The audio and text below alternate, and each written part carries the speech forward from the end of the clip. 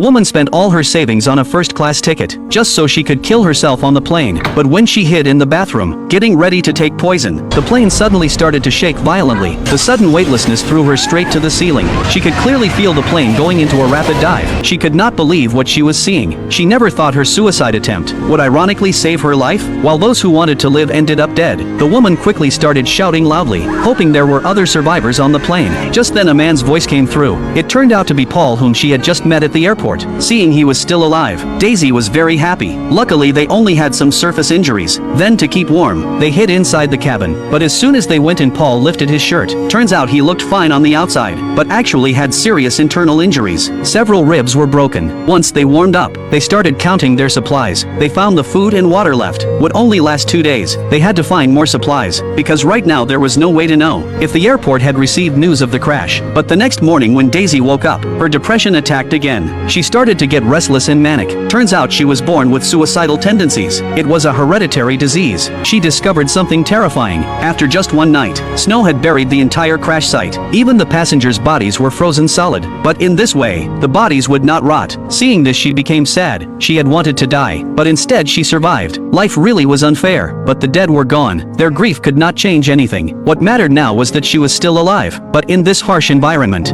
Let's go. Back up. Are you kidding? Is this some kind of like attention getting thing? Well, you want me to beg you or something? Because if so, Really don't care, just get out. are you serious? Please, just stop being an asshole. Hearing this, Paul got angry and walked away. But when Daisy saw him really leave, she regretted it and quickly followed after him. But Paul had not really left. He had been waiting right there for Daisy, and Daisy did not really want to die. It was just seeing so many lives gone in an instant from the crash that made her feel so desolate. They started climbing down by hand. The whole process was very dangerous. One fall would mean certain death. Luckily the way down at first was smooth, but soon they faced a problem. A cliff blocked their path. Seeing this, they both shivered. There was no way around, but turning back was even more dangerous. Now the only way left was to jump down, and the trees below could break their fall. Though Daisy was scared at first, with Paul's encouragement, she calmed down. To reassure her completely, Paul decided to jump first. Thanks to the tree, they were both safe. Just a few scratches. After resting a bit, they kept going. They crossed a vast desert and came back onto the snowy mountains. Along the way, Paul accidentally found a cave. Just as he was calling Daisy to rest, he saw something terrifying. He quickly shouted for her to run. An avalanche was coming, but by the time Daisy noticed, it was too late. The avalanche was too fast. It swallowed them instantly. No one knew how long had passed before she slowly woke up. Paul on the other side was digging desperately, trying to find Daisy buried in the snow, but she was still dazed, unable to make a sound. Paul's injuries were getting worse, but to not slow them down, he pretended to be fine. After a short rest, they went on again. The journey was very hard, surrounded by endless mountains. The more they traveled, the worse their condition got. Paul knew wandering aimlessly would not work. They had to find a river to find direction, but before long, they ran into trouble again. A cliff blocked their way. He told Daisy to wait while he scouted ahead, but as time went on, Paul's condition got worse. He even started coughing blood. His abdomen turned dark purple. I think I'm tired. You're not.